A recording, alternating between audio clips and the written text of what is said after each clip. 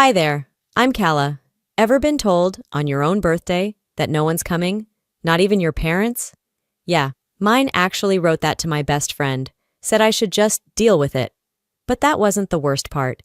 They threw a barbecue the same day, called it a real family gathering, and posted the pictures like I didn't exist. They used my name to open credit cards. They faked my signature. Then they held a backyard cleansing ceremony to erase me. Why? Why would your own family go that far just to silence you? And what do you do when the people who raised you start using love as a weapon? Let me tell you what I did. The letter that didn't even have my name. The letter wasn't even addressed to me. It showed up in Narina's mailbox 2 days before my 33rd birthday, nestled between her utility bill and a coupon flyer for frozen pizza. The envelope was hand-addressed, the penmanship unmistakable, tight, sharp cursive with that little flourish my mother always used when she was trying too hard to appear composed. Narina stared at it like it might explode. "It's from your mom," she said quietly, not meeting my eyes. I raised an eyebrow. "Birthday card?" She hesitated, then handed it to me. "Kala, I don't think you should read this right now." That's when I knew. Birthday cards don't come with warnings. I took it anyway. My fingers were steady, but my stomach wasn't. The seal peeled away with that slow, papery sound, and inside was a single sheet of lined stationery. 7 words. "Don't expect anyone at her birthday. Deal with it." No signature, no explanation. Just that sentence, aimed like a dart at the center of my spine. I folded the letter and slid it into the drawer under our grocery lists, next to expired coupons and takeout menus. I didn't cry. I didn't even blink for a moment. But something behind my ribs curled tight and didn't let go. Narina sat across from me at the kitchen island. Her face was drawn, cautious, as if she were afraid I might break. "You okay?" "I'm tired," I said. She nodded, knowing better than to ask of what. It wasn't the first time my mother had made an occasion feel like a debt. When I was 9, I asked for a chocolate cake for my birthday. What I got was a lecture and a pair of wool socks. "Do you know how hard it is to put food on this table?" she said as I held the socks in my lap. "You should be grateful." Gratitude. That was the currency in our household. Every hug had a price tag. Every "I love you" came stapled to a receipt. "You think your birthday matters more than the woman who raised you?" That was her favorite line, followed closely by, "I gave up my whole life for you, don't forget that." As if existing had been a burden I forced her to carry. Thane, my father, never intervened. He just disappeared into the background like wallpaper, present, but silent. When he did speak, it was always something like, "Let your mother handle it," or worse, "Don't start trouble." So I learned not to start trouble. I learned to swallow disappointment like aspirin. Not pleasant, but necessary. By the time I was 16, I stopped expecting birthday parties. By 21, I stopped mentioning the date altogether. But even then, I held onto a tiny, frayed string of hope. Maybe one day, they'd show up without a grudge in tow. I was 33 now, and I finally realized that string had been severed years ago. Narina stayed quiet for a while, sipping from a chipped blue mug that read, #1 Plant Mom. The silence between us wasn't uncomfortable. It was full, like a room that had just been told a secret. "I know you don't want to hear it," she said eventually, "but that letter? It's cruel." I gave a half shrug. "It's familiar?" She reached across the counter, hand hovering like she wanted to touch mine, but wasn't sure if I'd accept it. "Kala, I hate how numb you've gotten to this." I finally met her eyes. "Numb isn't bad. Numb lets you plan a party and not wonder if your parents are going to ruin it." I turned to the notepad beside me. The guest list sat blank except for one scribbled word at the top. Confirmed. It was time to fill it out, with people who chose me. I started listing names, co-workers who sent me funny memes during lunch breaks, a neighbor who once helped me jump my car battery at 6 a.m. friends from my volunteer shift at the shelter. Narina, of course. No family, not this year. I could hear my mother's voice already, echoing from some imagined phone call.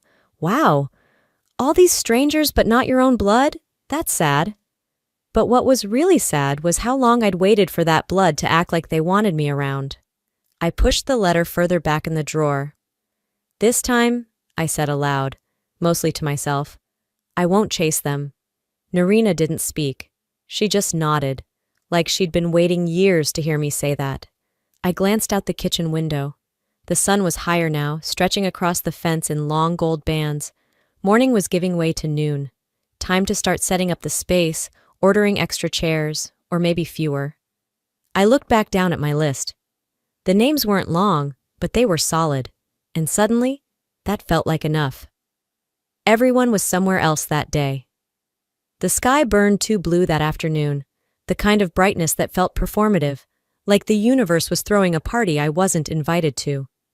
After I finished taping the last balloon to the fence post, I stepped back, brushed my palms on my jeans, and took a breath.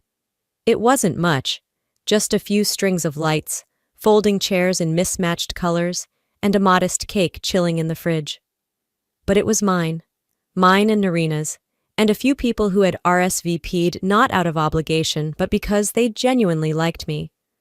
While I waited for the first guest to arrive, I made the mistake of opening my phone. It was like being sucker punched. There they were, Maris, Thane, Junia, and even my Aunt Verna, grinning like a glossy Christmas postcard. They stood in a sun-drenched backyard in Kansas, gathered around a grill, red Solo cups in hand, arms slung around each other like nothing in the world had ever gone wrong. Someone had tagged the photo. The caption burned hotter than the coals in their barbecue. "Real family doesn't forget where they came from." No mention of me. Not even a passive-aggressive "wish you were here." Just them, smiling, posting, pretending the day didn't mark something in my life they once claimed mattered. I stared at the photo until the screen blurred. Then I locked my phone and shoved it under a couch cushion like it was contaminated. They weren't just absent. They were somewhere else. Deliberately, publicly, happily, somewhere else. This wasn't new. The rejection had just never been this loud.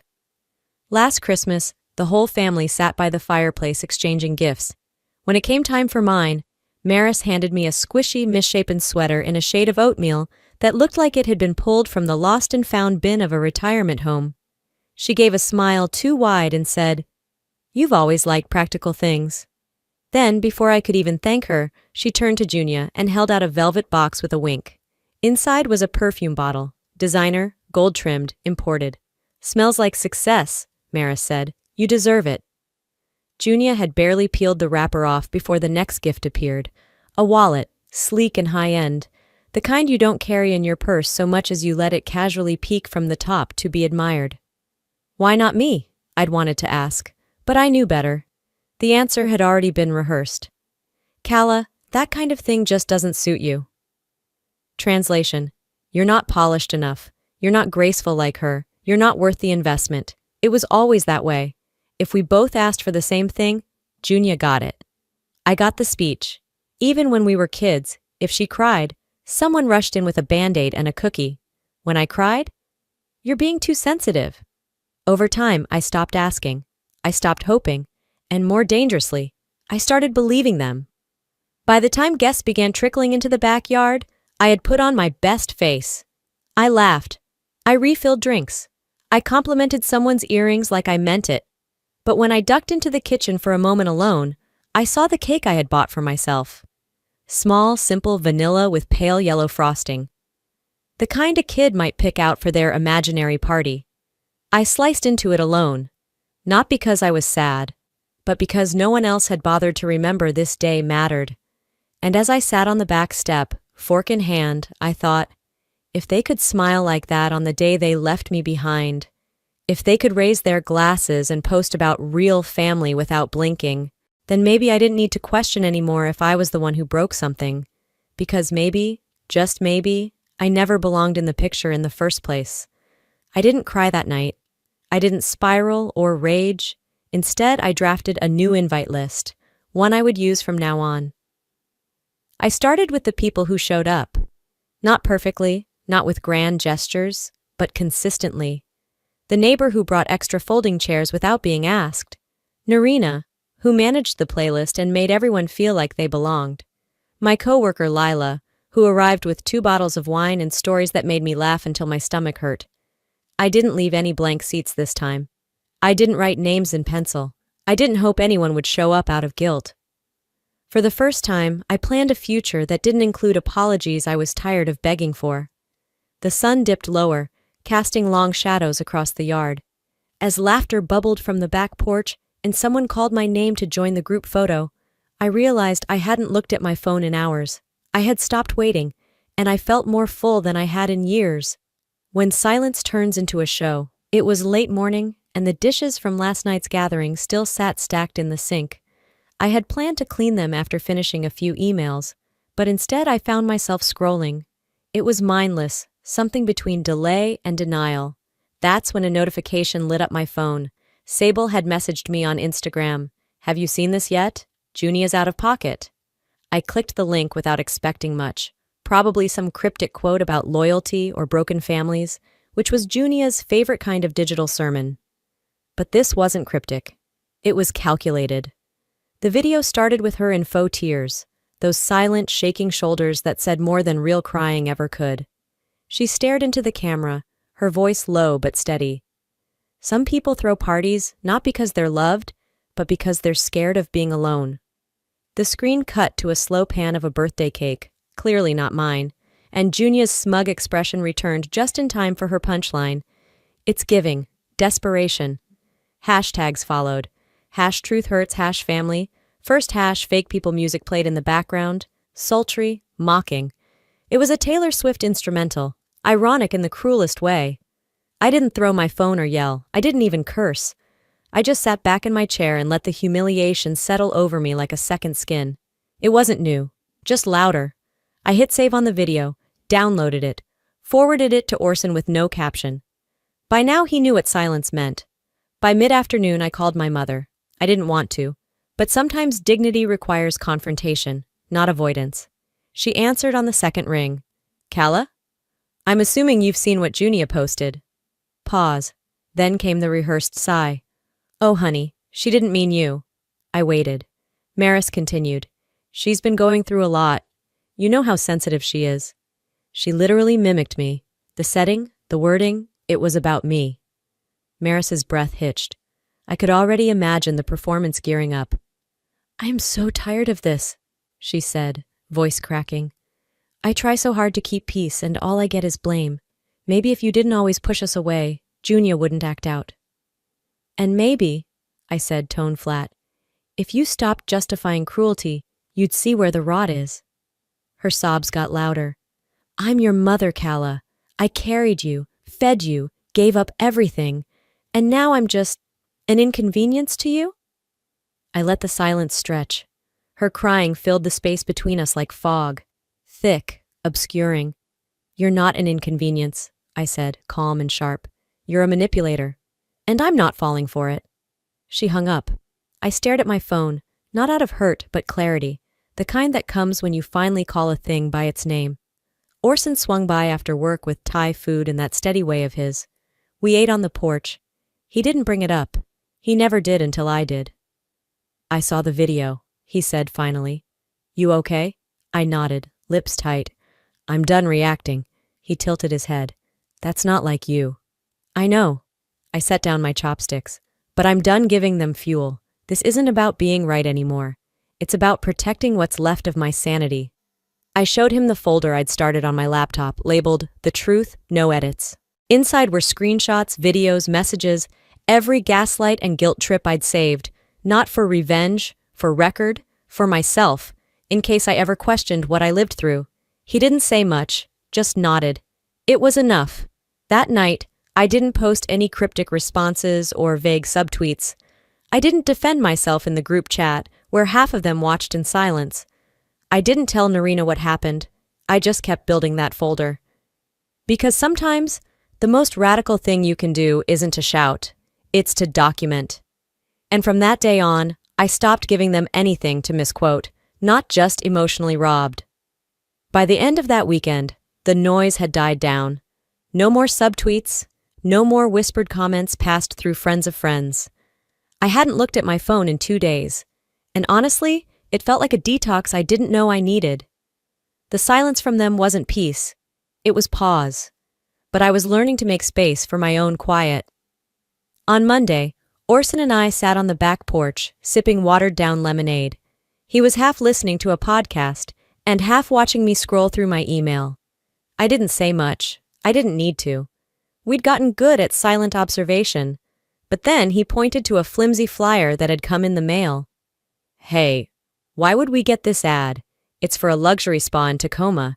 You been hiding a secret weekend away?" I took the flyer and laughed out of reflex. I barely splurge on conditioner. You think I booked a facial package? But something about the print caught my eye. The last 4 digits of the card listed under the customer ID weren't familiar, yet the name was mine. I pulled out my laptop and opened my credit monitoring app. What started as curiosity turned into dread. 3 new credit cards had been opened in my name within the last 4 months. The balances? 1 nearing max. All of them unfamiliar vendors. Boutique jewelry, high-end hair tools, a luxury pet spa. I didn't say anything to Orson right away. I just got up, went inside, and sat at the kitchen island. The kitchen light flickered a little above me, one of those slow blinks that made you feel like you were in a thriller movie. I didn't panic. I opened a private browser window, typed, "How to report fraudulent identity use," and started reading. There was a dull pressure behind my eyes, but I didn't cry. Not then. Instead, I created a new folder in my email titled Theft, and I began. Later that night, I couldn't sleep. Not from fear, but from the kind of fury that wears silk gloves. I kept reviewing the vendor names. One of them, Crested Lane Jewelry, matched a brand my mother had once tagged in a photo online, a post of a bracelet with a caption that read, "For the woman who deserves everything." I opened her page, that same bracelet, worn in a selfie, time-stamped exactly 3 weeks after the card was opened. I felt a chill, not the kind that comes from cold, but from clarity. The next morning, I was brushing my teeth when a new email notification popped up. The subject line read, "Let's talk, just us girls." From Maris. I didn't open it immediately. I stared at it as the foam in my mouth went flat and bitter. Only after rinsing and sitting down at the kitchen table did I click. "Sweetheart," the message began, "I hate how tense things have gotten. We're family, and family should always come back together. I've been under some financial pressure lately. Nothing huge, just a couple things piling up. If you could help with the electric bill, I'd feel so seen and supported. It'd mean the world. I know you care. I raised you better than this tension." There it was, the bait wrapped in silk. I didn't reply. I forwarded the message into another folder. Proof, manipulation. Then I turned off notifications for her account entirely. That night, Orson noticed I wasn't reading, just sitting. "What's going through your head?" he asked. I didn't look up. "Do you remember what you said when we first got together?" He blinked. "Which part?" "That I needed to stop forgiving people just because I understood them." He smiled, then nodded. "Yeah, that still stands?" I closed the laptop and reached for my phone. "I'm calling a lawyer," I said. "Not for drama, just for clarity." By the end of the week, I had a virtual appointment with a consumer rights attorney based in Portland. She didn't gasp or clutch her pearls. She said, "It happens more often than you think, especially when parents think they still own a piece of their adult kids." The words hit like glass on tile. I wasn't devastated. I was done. Done with rationalizing theft as misunderstanding. Done with calling betrayal just how she is. This wasn't emotional neglect anymore. It was paper trails and forged consent. And if they came reaching again, it wouldn't be for a hug. It would be to grab what wasn't theirs. "Next time they reach for my name," I told Orson as we washed dishes that night, "it'll cut them." He nodded, handed me a towel, then sharpened the edge. And I did. The folders on my desktop weren't just files now. They were armor. They weren't done trying. But now, neither was I. The invitation came wrapped in familiarity. My mother's voice on the other end of the line, all silk and softness. "I'm making dinner this Saturday," she said. "Just us girls. No drama, I swear. I just want to see my daughter." She didn't say make things right. She didn't say I'm sorry. Just see my daughter. As if that alone could reset the last 3 decades. As if a pot roast could mend the kind of fractures lawyers were starting to look at. I didn't answer right away. Orson was making tea in the kitchen when I hung up. "Let me guess," he said, sliding me a mug. "She wants peace over pie." I gave a thin smile. "She wants something. She always does." He didn't try to dissuade me when I told him I'd go. He just said, "Then go, but keep both eyes open, and don't eat anything without a receipt." Saturday arrived like a storm that didn't want to commit. The clouds rolled in halfway, but left just enough sun to give the illusion of calm. I wore navy slacks and a white blouse. No jewelry, no softness. I didn't want anything for them to compliment. When I walked into my parents' house, I knew within seconds it wasn't just family. There were second cousins I hadn't seen in years, a great aunt from Topeka, even Junia's college roommate who once said I had a cold vibe. The dining table was dressed like a wedding venue. Candles, matching name cards, floral centerpieces that reeked of performance. My mother greeted me with open arms I didn't step into. "You look thin," she said. "Sit. We have your favorite, roasted Brussels sprouts." I sat, ate quietly, endured the shallow chatter, waited. Halfway through the lemon meringue pie, she leaned in and whispered, "Come out back. Just you and me, sweetheart." The patio was empty. The air smelled of lilac and manipulation. She pulled out a manila envelope and held it like it weighed nothing. "This isn't a big deal," she began, voice honey-sweet. "It's just a little document. Something to help your father and me cover a loan. It's not even in your name. Just a co-signature." I didn't even look at it. "You brought me here," I said slowly. "Dressed a dinner table like a ceasefire, just so I'd be too polite to say no in front of your audience." Her smile faltered. "I didn't want to do this over the phone," she said. "No, you wanted the show." The silence between us was brittle. "You always make things harder than they need to be, Calla. And you always think guilt is a contract." I walked back inside, smiled at the table, sat down like nothing happened. The next morning, I posted a single paragraph on Facebook. "It's wild how often love looks like a fancy dinner followed by a signature request. If your affection comes with paperwork, I'm out, forever. No names, no accusations. But by lunch, I had over 70 views from family members. No likes, no comments. Just a trail of digital footprints leading into their own discomfort. Junia didn't message me, but she unfollowed me. Cousin Renee sent a sunflower emoji. Aunt Meg left the family group chat. That night, Orson made pasta. I sat on the couch, legs folded, rereading my post like it belonged to someone bolder than I felt. "They didn't fight back," I said. "They're regrouping," he replied. "You weren't supposed to tell your side." "Well," I said, taking a bite of spaghetti, "that's too damn bad." I opened a new folder on my laptop, labeled it Declaration 1. I wasn't yelling. I wasn't begging. I was documenting. I was stating. This was no longer a feud. It was a record. Let them pretend they didn't know. Let them talk in whispers behind screens. They tried manipulation, then guilt. And now? Now they were coming for my dignity. They tried guilt. Next, they chose shame. The next morning, I opened my laptop with the kind of stillness that only comes after a storm. Not because the wind had died, but because I'd braced for another hit. I checked my notifications out of habit, not expectation, and that's when I saw it. A private message from 80. An old high school friend who hadn't spoken to me in years, her name popping up now like a bad omen. "Hey," she wrote. "This might be none of my business, but I think you should see this." Below it was a link to a low-res video, uploaded to a barely used family account that I didn't even know still existed. I clicked. It started on a backyard deck I recognized. Aunt Margot's place in Topeka.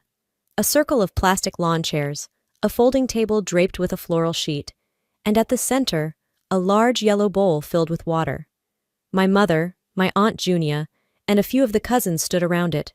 Margot raised her voice dramatically, as if performing on a reality show. "Today we cleanse our family of betrayal, of disloyalty, of cold-hearted separation masked as independence." She dipped her fingers into the bowl, flicked water toward the group. Some of it landed on Unia's cheek. She laughed. Mom didn't look solemn. She looked smug. Someone in the background clapped. The video ended with Junia saying, "Amen to family who actually stays loyal." I didn't throw the laptop. I didn't scream. I just stared. the kind of frozen where your bones forget how to be part of your body. Then I downloaded the clip and added it to the folder labeled Evidence Rituals. I didn't feel baptized. I felt burned.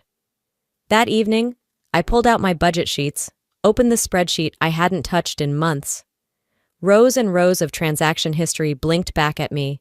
Venmo transfers to Junia for textbooks, Zelle payments to Maris for emergency bills, receipts for pharmacy runs, and a dozen lines just marked family support. The total for the past 12 months was $12,484.21. 12,000. Gone. I added one more line. Date. Today. Note. Finalized. Then I opened a blank email. To Maris, Junia, Margot, Thane. Subject. Update.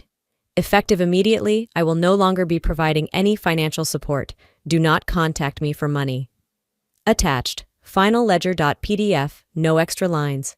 No explanations. No apologies. I hit send. Then I took a deep breath and didn't exhale until I closed the browser.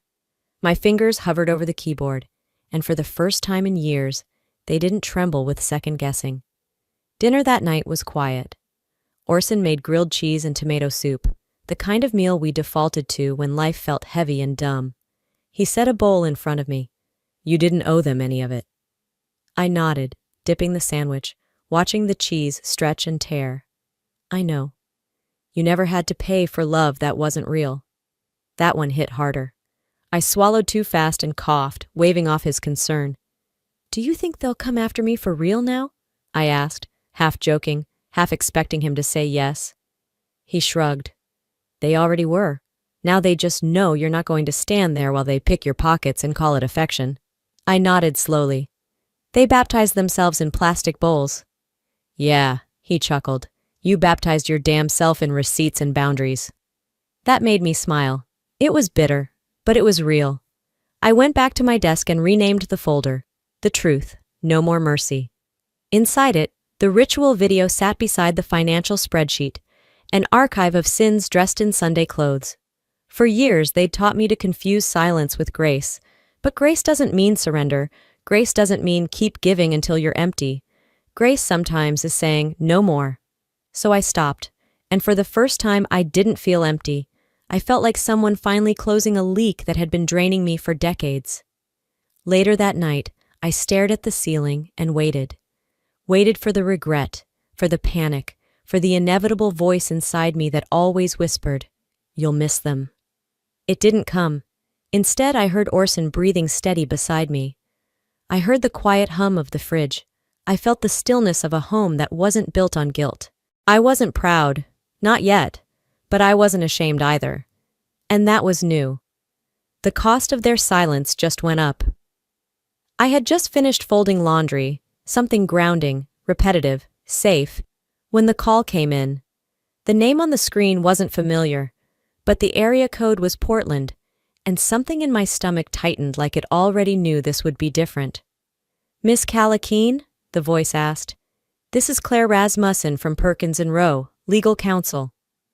The last time I heard a sentence begin like that, it was a scam call trying to collect on an overdue parking ticket that never existed.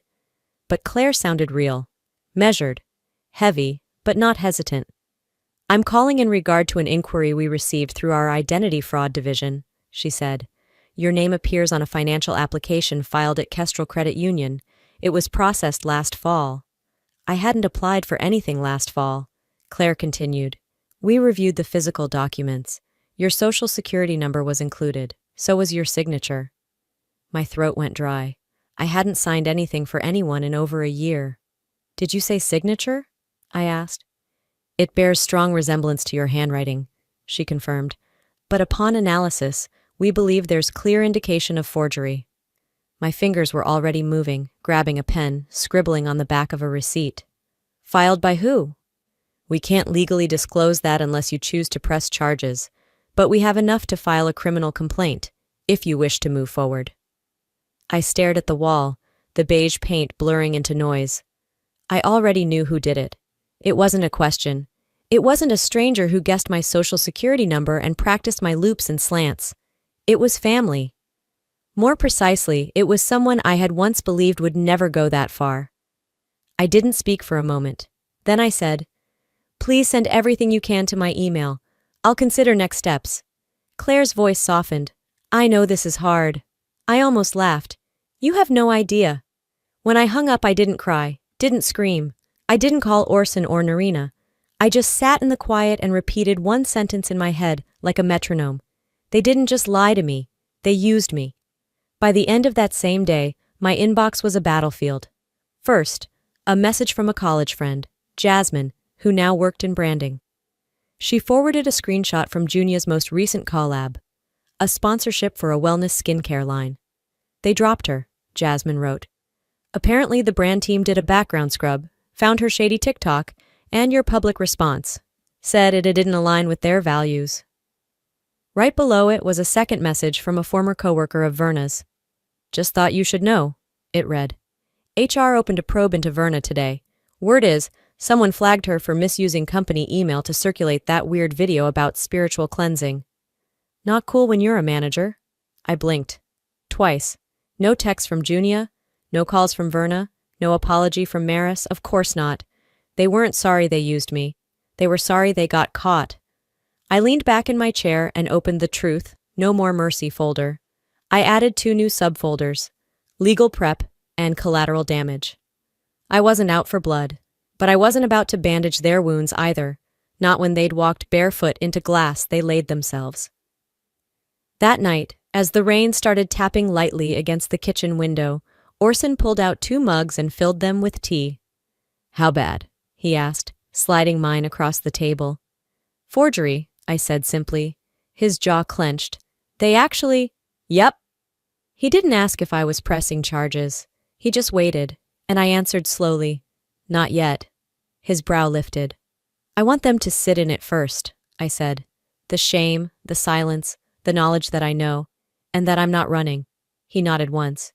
"You want them to unravel." "No," I corrected, sipping my tea. "I want them to see themselves clearly. No excuses, no fake apologies, just reflection." A pause. "You always think clearer when you're angry," he said, almost admiringly. I smiled. Not warm, not cruel, just tired. "It's not anger, not anymore. It's math. It's record-keeping." My laptop sat open beside me. I clicked through my folders, then paused on a blank Word doc and typed out the heading, Victim Impact Statement Draft, not because I'd made a decision, but because someday soon, I might. The next morning, as I scrolled aimlessly through local news with a cup of stale coffee, I found an op-ed about accountability in family businesses. It wasn't about me, but it might as well have been, because one sentence stood out like it had been written just for me.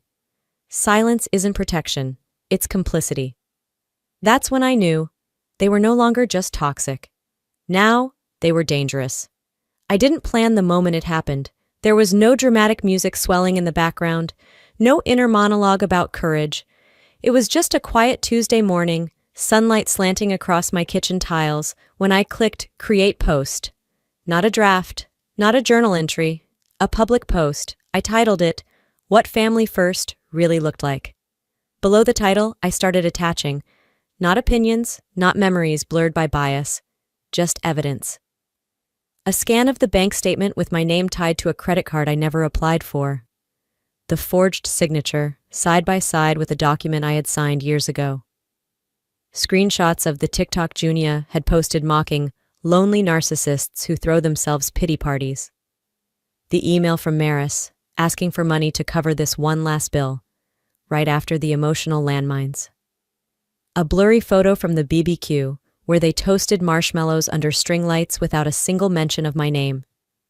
The video of Aunt Margot flinging water from a salad bowl in some half-serious, fully petty cleansing ceremony. I added a caption. "I'm not looking for revenge, just resolution. This is what family has looked like for me. This is my side. I deserve to say it." I read it twice, made one small edit to punctuation, then hit post. That was it. I got up, made myself coffee, watered the plant Narina gave me 2 birthdays ago. I didn't check my phone for an hour. By the time I did, it was chaos. The post had been shared nearly 700 times. There were comments from people I didn't know, messages from friends I hadn't spoken to in years. "I had no idea you went through this." My sister did the same to me. Thank you for speaking up. This post is going to save someone. Maybe me. I didn't cry. I didn't smile. I just stared at the screen, my hand shaking slightly, not from fear, but release. A few quiet pings came through later that night. A private message from my cousin Lenny.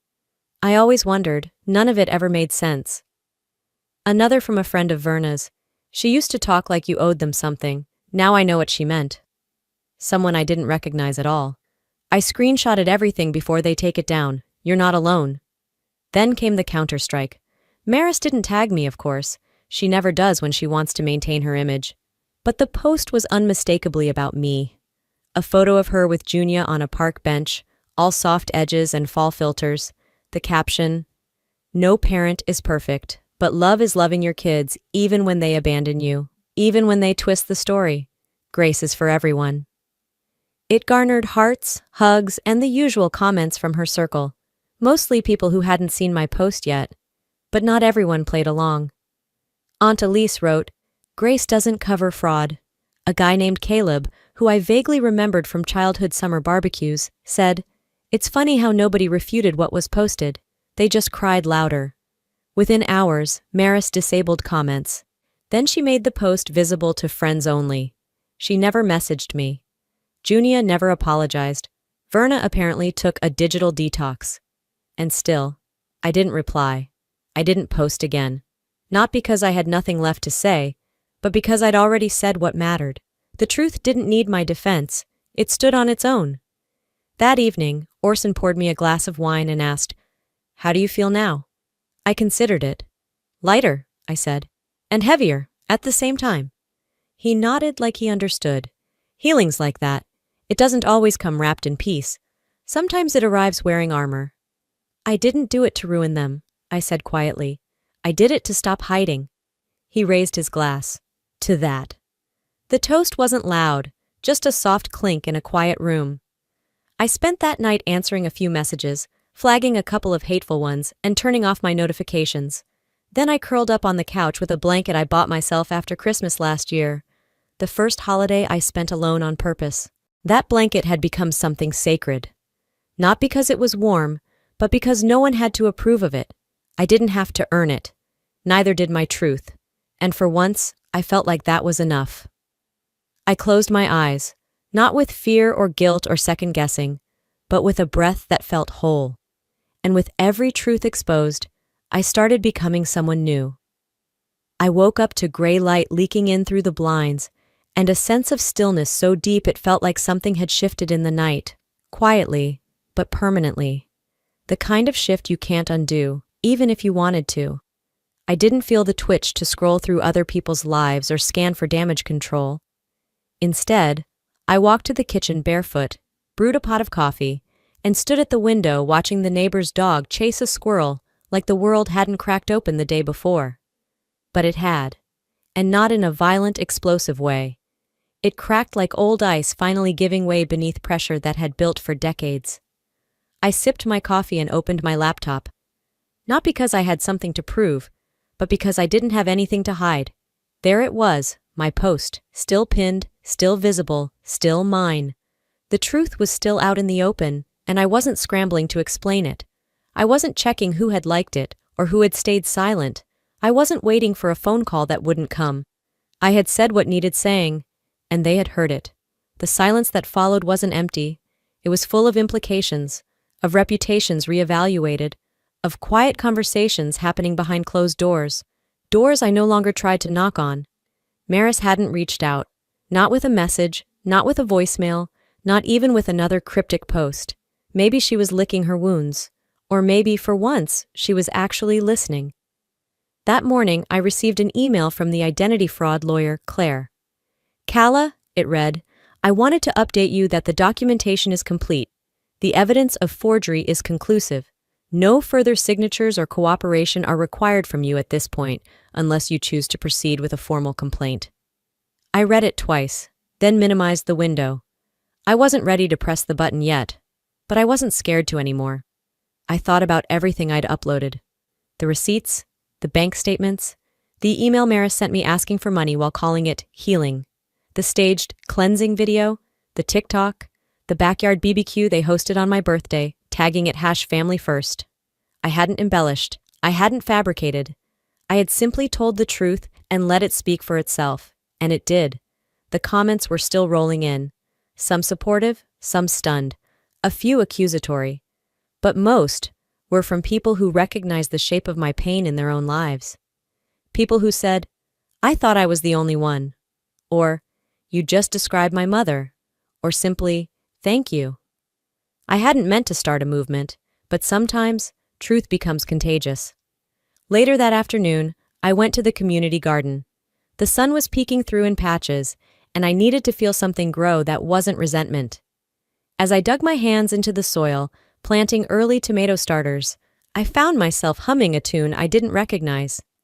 Maybe something Orson played in the car once, or maybe something my spirit had been holding in silence. Across from me, a woman named Lila from my volunteer group waved. She didn't ask how I was. She just passed me a trowel and said, "The earth's finally soft enough. It's a good day to put things down." I smiled. Yeah, it really is. That evening back home, I made dinner without rushing. I didn't burn the garlic. I didn't overcook the pasta. I poured myself a glass of wine. Not because I needed to forget, but because I wanted to celebrate remembering who I was before all the bargaining and begging. At the table, Orson raised an eyebrow as I served the food. "You look taller." "Maybe I let go of something heavy," I said, smiling. We ate in comfortable silence for a few minutes before he asked, "Do you think they'll ever apologize?" I shook my head. "I think they'll justify, they'll spin, they'll perform. But apologize? That would require admitting they weren't the victims. Would it help if they did?" I considered the question, then answered, "Only if it was real. But even then, it's not the apology I needed, it's the boundary." After dinner, I went back to my laptop and reopened my folder. I didn't add anything new. I didn't need to. But I did create one last document, a personal one. A kind of ending I hadn't allowed myself before. It was titled, "Final Letter Not to Be Sent." I wrote it like a release, not forgiveness, just release. "Dear Maris," I began. I kept it short. 3 paragraphs. No anger, no pleading. Just a quiet acknowledgement that I was stepping out of the loop, the one where I tried, they took, and I twisted myself into pieces just to keep a place at a table that only served guilt. I saved the file and closed the laptop. Healing isn't always soft. Sometimes it's sharp, like cutting a rope that's been around your neck. But when the rope falls, you breathe like it's the first time.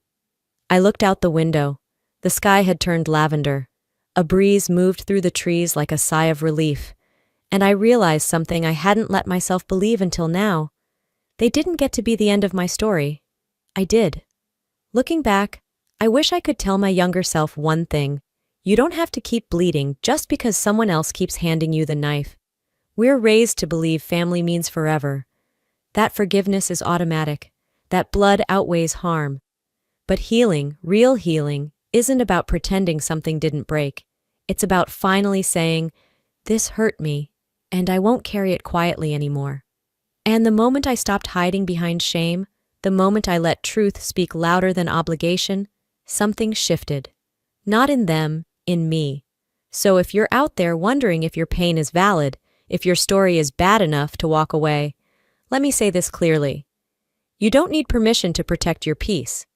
You don't need a scar to prove you were cut. I'm not here to tell you what justice should look like in your life, but I am saying silence isn't healing. And love without respect? That's just control in a nicer outfit. Now I want to hear from you. Have you ever had to walk away from someone you were told you could never leave? What did it teach you about love, truth, or even yourself? Drop a comment below. Type 1 if this story hit close to home, or let me know where you're watching from. And if this wasn't your cup of tea, I'd still love to hear why. Every voice adds something. And hey, if this video made you feel seen, supported, or just a little braver, don't forget to hit that subscribe button so you don't miss the next story. There's more truth to tell, and you deserve to hear it. Thanks for being here, really.